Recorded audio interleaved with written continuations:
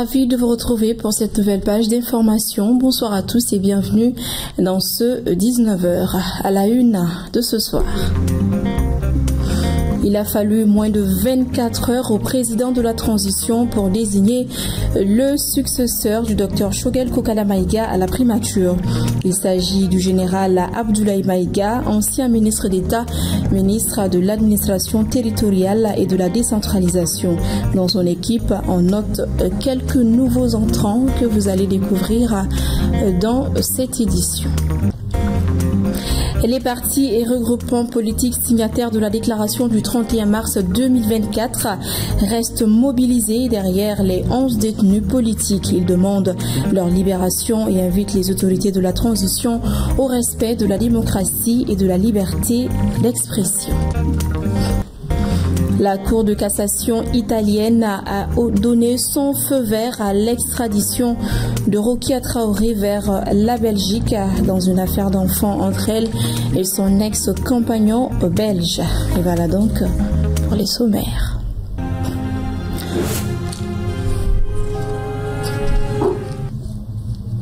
Bienvenue si vous nous rejoignez. Sans surprise, le général Abdoulaye Maïga, ancien ministre d'État, ministre de l'administration territoriale et de la décentralisation, est désigné Premier ministre du Mali en remplacement de Choguel Kokala Maïga, déchu depuis ce mercredi par un décret présidentiel. Qui est le nouveau chef du gouvernement? Élément de réponse avec Assiton Diallo. La nomination de ce général de 43 ans a été annoncée ce jeudi par décret signé du président de la transition, le général Assimi Goïta.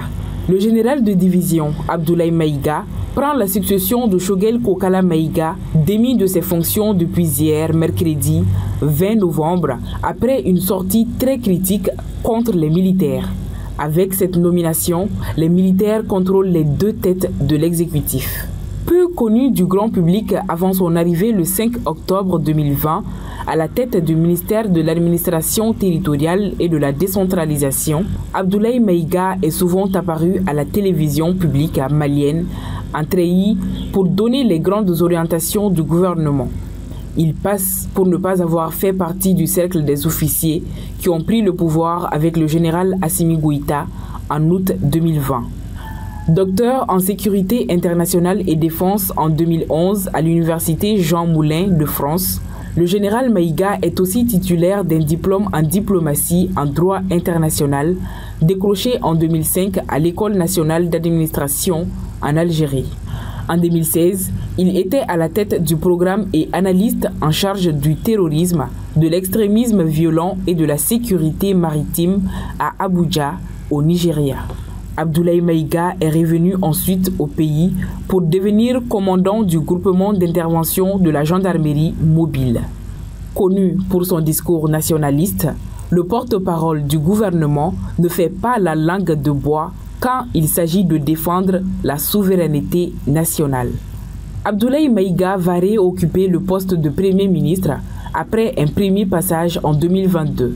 En effet, il a assuré l'intérim de Choguel Kokala Maïga, hospitalisé le 13 août 2022 après un malaise. Abdoulaye Maïga a du pain sur la planche. En plus de diriger le nouveau gouvernement, il doit renforcer la sécurité nationale qui connaît une détérioration depuis plusieurs mois, relancer l'économie et trouver une solution à la grave crise énergétique. Contrairement à son prédécesseur, il a l'avantage d'avoir de bonnes relations avec la classe politique. En tout cas, nous vivons un nouveau tournant de l'histoire du pays. Dans ce tournant, les ministres qui entourent le général Abdoulaye Maïga dans son nouveau gouvernement ont été révélés cet après-midi par le secrétaire général de la présidence, Al-Husseini Diawara. On remarque quelques changements avec 6 nouveaux visages. Awa Sanogo. Après la nomination du Premier ministre ce matin, la liste des membres du gouvernement a également été dévoilée cet après-midi. Parmi les nouvelles nominations, certains visages inconnus font leur entrée comme Boubacar Diani au poste de ministre de l'énergie et de l'eau et également Bakary Traoré comme ministre de la refondation. Parmi les nouvelles, il y a aussi Oumou Salsek qui prend la commande du ministère de l'entrepreneuriat national, Diarra Djeneba Sanogo de la promotion de la femme, Mahmoud de l'artisanat et Mamani Nassiri est désigné ministre délégué auprès du Premier ministre chargé des réformes politiques et du soutien au processus électoral.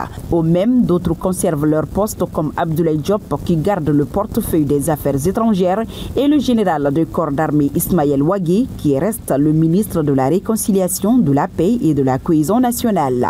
Le très important département de l'économie et des finances reste entre le très proche du président de la transition Alfousseni Sanou, alors que le ministère de la Défense reste aux mains du général Sadio Kamara. La sécurité est toujours conduite par le ministre Daoud. Enfin, la très controversée désormais ex-ministre de l'énergie a fait les frais de la crise énergétique. Le statut de ministre d'État est définitivement révoqué. Ces choix marquent un tournant symbolique dans la composition du cabinet. Désormais au travail, je répète, au travail, je répète une troisième fois, au travail. Le limogeage du Premier ministre, Dr Choguel Kokala Maïga, divise les Maliens. Si certains comprennent son départ, d'autres désapprouvent la décision. Ils se sont exprimés au micro de Amadou Jara. Le docteur Choguel Kokala Maïga a été démis hier de ses fonctions par un décret présidentiel. Cette décision intervient après la cérémonie de commémoration de la libération de Kidal et de clarification sur le processus de transition au Mali. Lors de ces meetings, il a fait de grandes révélations. Une démarche jugée peu convenable, voire inacceptable, par plus d'un. En tant que chef d'un gouvernement, il y a le devoir de réserve quand même. C'était quelque chose quand même auquel le président de la transition devrait réagir. Et il a réagi et nous le félicitons pour ça. Et nous sommes sûrs que le Mali a connu dans son histoire beaucoup d'hommes valeureux et le Mali en connaîtra encore beaucoup d'autres. Donc l'avenir du Mali n'est pas lié à un seul homme. Les hommes viennent, les hommes passent, le Mali reste. Et sa sortie fait une surprise pour tous ceux qui l'aimaient et l'adoraient même, je dirais. Bon, j'appelle les Maliens à la résilience, à garder la confiance qu'ils ont toujours témoigné à l'endroit de nos hautes autorités, à l'endroit du président de la transition. Pour d'autres, cette décision du président de la transition n'est pas surprenante, étant donné la gravité du discours tenu par l'ancien Premier ministre. Cependant, ils estiment également que le moment n'était pas opportun. On est confronté à beaucoup d'urgences. Les moments où le centre brûle, le PM et son clan sont au CSB pour des meetings. Et 3 jours, 4 jours après, les défenseurs des militaires sont au CSB aussi pour des meetings. Alors qu'aujourd'hui, Bayangara brûle. Franchement, ça fait réfléchir. Aujourd'hui, le Mali a besoin de cohésion, qu'on soit ensemble, qu'on se donne la main. Quoi qu'il en soit, un nouveau Premier ministre a été nommé. Le général de division Abdoulaye Maïga. Certains acteurs politiques pensent qu'il sera à la hauteur. Pour cela, un soutien de l'ensemble des Maliens est essentiel. L'essentiel, c'est le Mali.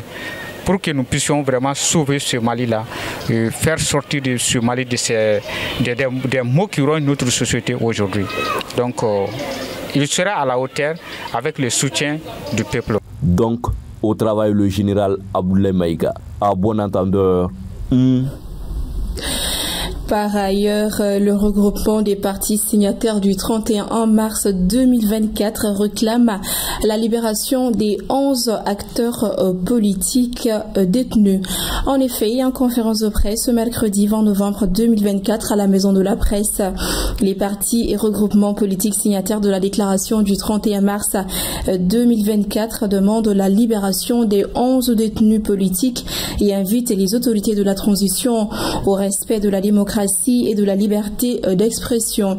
Il se réserve le droit d'user de tous les moyens démocratiques et pacifiques pour obtenir la libération inconditionnelle de tous les détenus politiques et le retour des exilés. Oumar Koïta, Montala Ouattara pour le compte-rendu. Arrêtés depuis plus de 5 mois et accusés de tentatives d'atteinte à la sécurité de l'État, les 11 leaders politiques bénéficient du soutien inconditionnel de leurs camarades. Dans leur déclaration lue devant la presse ce mercredi à la Maison de la Presse, les partis signataires de la déclaration du 31 mars 2024 exigent la libération dans un meilleur délai des 11 acteurs politiques ainsi que tous les prisonniers d'opinion. Si malgré la décision du juge de les libérer, nos camarades ont gardé prison, nous ne pourrions plus les considérer comme des détenus, comme des prisonniers politiques. Leur seul tort serait de s'être battus pour la démocratie chèrement acquise par le peuple malien et pour le retour à l'ordre constitutionnel. Les partis signataires de la déclaration du 31 mars, considérant cet acharnement incompréhensible contre les leaders politiques dans l'exercice démocratique de leurs droits constitutionnels, en appel aux autorités de la transition pour qu'elles libèrent dans les meilleurs délais tous les détenus politiques. Les 11 détenus, Rasbat, Rose Lavichère, Etienne Fakabat Sissoko, Ben Le Cerveau, Clément Damélé et Issa Kaoutim. Tous ceux qui se sont impliqués depuis 5 mois et qui ont donné le meilleur d'eux-mêmes pour trouver une solution heureuse, une issue heureuse à cette situation déplorable que nous avons dénoncée dès le début. Tous ceux qui se sont investis dans la médiation, ils ont fait de leur mieux, mais chacun a pu constater les résultats ou le manque de résultats que cela a donné, sinon nous ne serions pas là cet après-midi.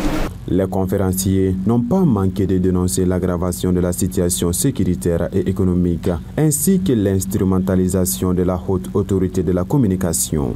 Les partis signataires déplorent que pendant que les voix dissidentes sont étouffées, la situation sécuritaire au Mali se détériore davantage, marquée par des attaques terroristes récentes dans le centre du pays, notamment à Banyangara.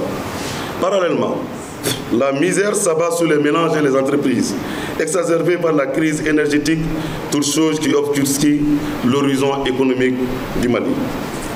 Les coupures d'électricité fréquentes et l'absence de solutions durables plongent le pays dans une incertitude totale quant à son avenir. Au terme de cette conférence de presse, les partis signataires du 31 mars 2024 ont réitéré leur demande du retour à l'ordre constitutionnel et au respect des droits démocratiques de tous les citoyens.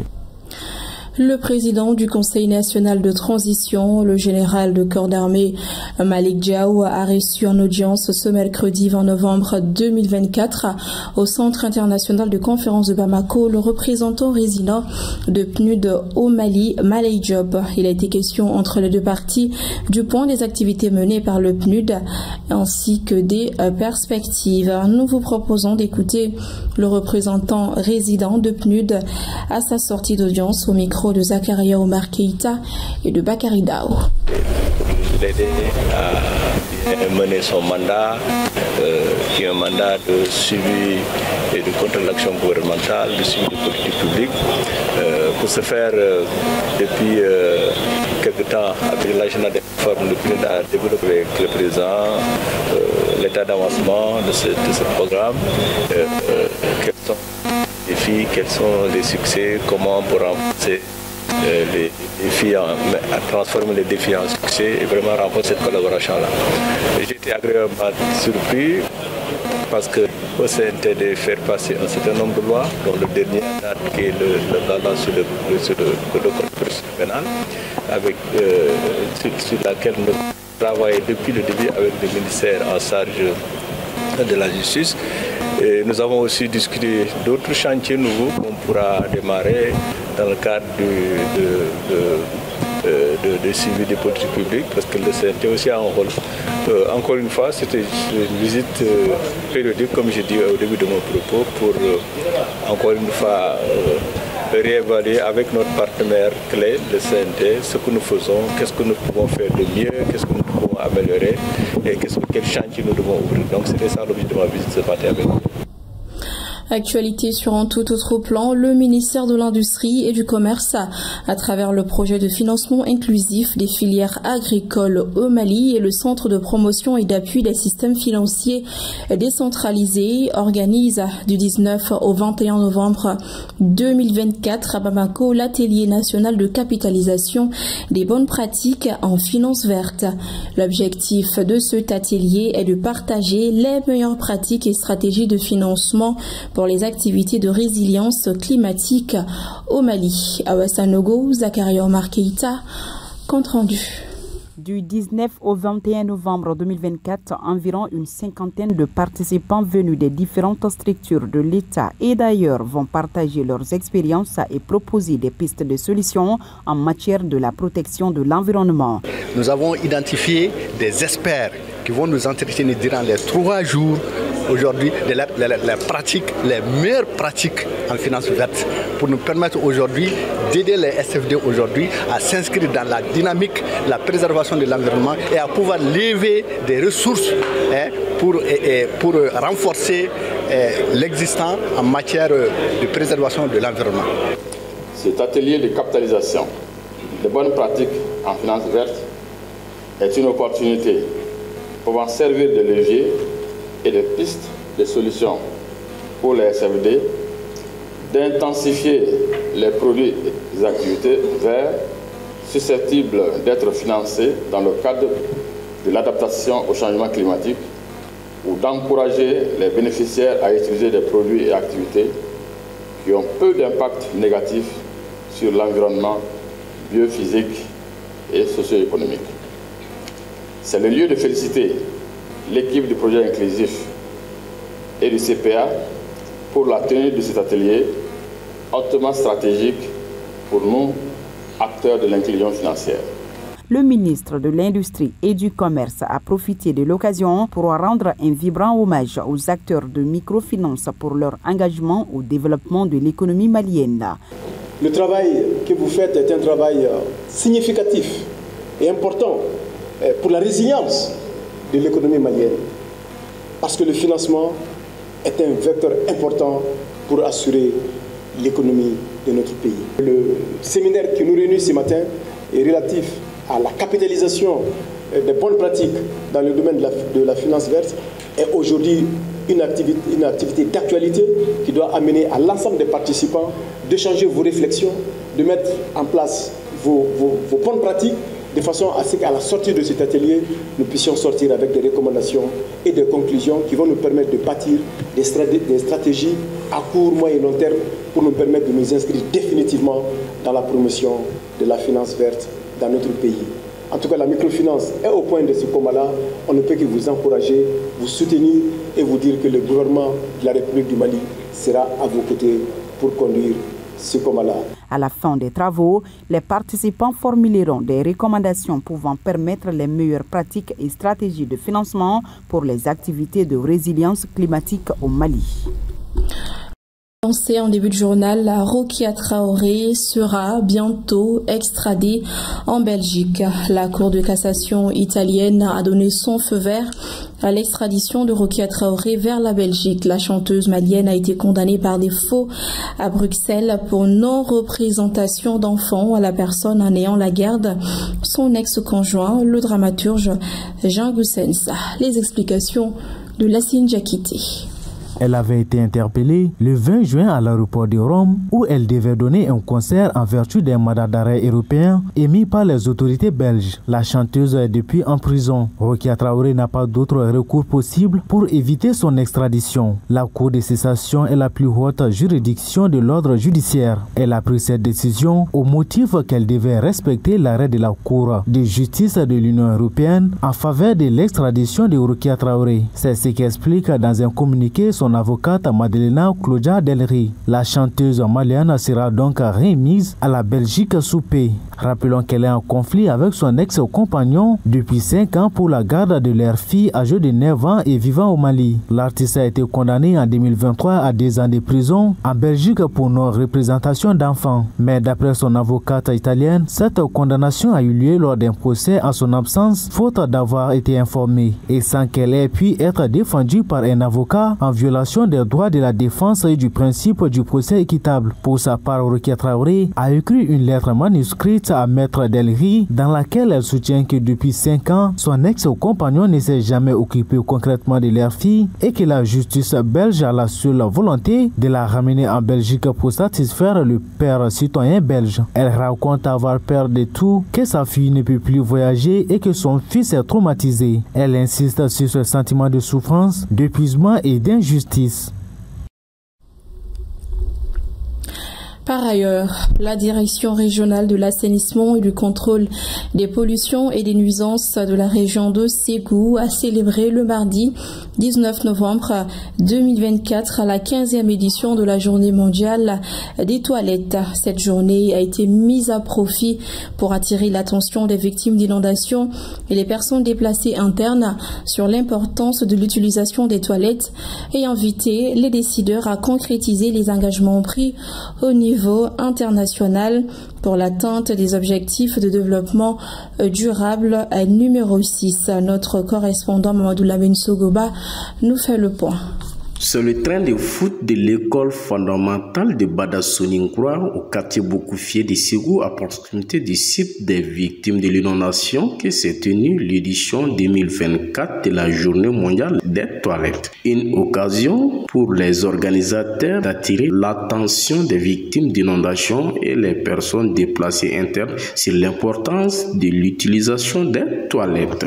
Nous sommes là vraiment à côté de la DRACPN, c'est tout juste pour l'accompagner dans cette activité noble qui parle vraiment de journée mondiale des toilettes, par de l'hygiène, par de l'assainissement, en un mot, par vraiment de la condition des filles, des populations, surtout des populations vulnérables où nous sommes vraiment le site, vraiment nous sommes sur le site des déplacés. C'est un honneur pour moi de prendre la parole ce matin au nom du département du ministère de l'Environnement, de l'Assainissement et du Développement durable, du directeur national de l'assainissement et du contrôle des pollutions et des nuisances pour remercier la population de la commune urbaine de Ségou pour avoir accepté d'abriter la cérémonie commémorative de la 15e édition de la journée mondiale des toilettes. Mesdames et messieurs, à l'instar de la communauté internationale, le Mali célèbre chaque année le 19 novembre, journée mondiale des toilettes. Le terme retenu cette année est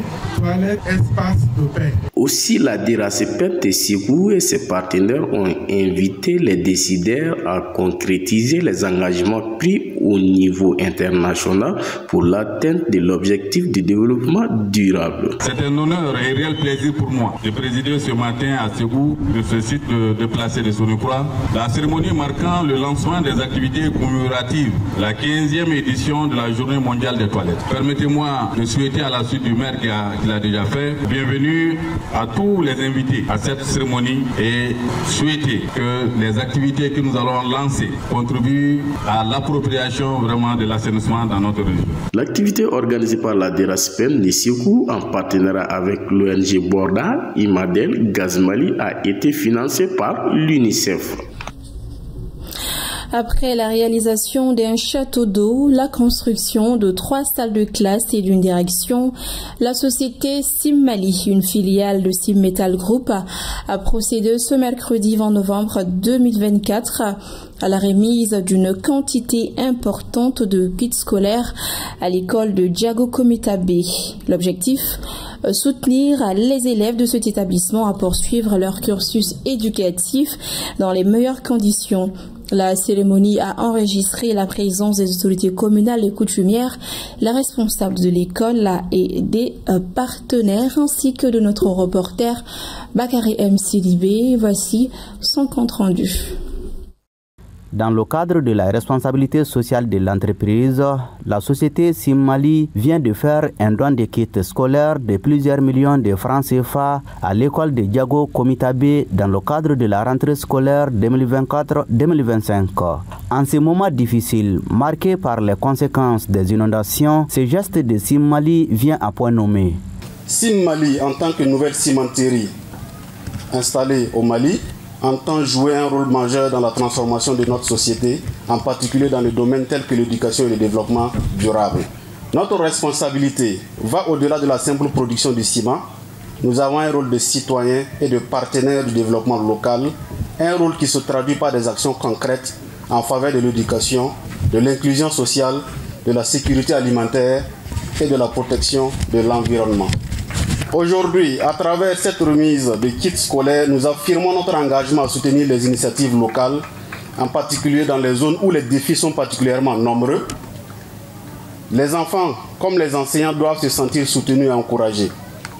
Ces kits qui vont profiter à 155 élèves de l'école Diago Komitabe permettront à ces derniers de reprendre le chemin de l'école dans de meilleures conditions. Cet acte tangible que vous venez de poser en offrant des kits à nos élèves vient à point nommé. L'avenir d'un pays, c'est les enfants. Et l'avenir des enfants, c'est l'éducation. C'est comme pour dire que l'avenir d'un pays, c'est l'éducation. Nous disons merci aux autorités de la transition, à Sim Mali pour ces gestes très nobles. Ce geste de la société Sim Mali, qui vient s'ajouter à d'autres dans le cercle de Kati, est apprécié à sa juste valeur par les responsables scolaires et la communauté qui invitent à leur tour l'administration de l'école à faire bon usage de cette donation pour rehausser les résultats scolaires. De faire en sorte que Sim Mali ne regrette pas les réalisations. Les salles de classe construites, il faut que ces salles soient utilisées à bon escient et que les kits qui viennent d'être donnés aux enfants soient utilisés seulement pour leur apprentissage, qu'on fasse attention à leur entretien. Merci à Sim Mali pour les tenues données, les t-shirts donnés aux enfants peuvent servir de tenues scolaires. L'école de Diago Komitabe, érigée l'année dernière en école publique, est confrontée aujourd'hui à un manque d'enseignants et de salles de classe. À travers cette action, la société Sim Mali entend apporter sa modeste contribution à la formation des générations futures au Mali. La remise symbolique des kits scolaires a mis fin à la cérémonie. Et c'est ce qui met fin à cette édition. Merci à tous ceux qui ont contribué à sa réalisation. Un grand merci à vous également de l'avoir suivi. Au plaisir de vous retrouver demain à la même heure. Bonsoir.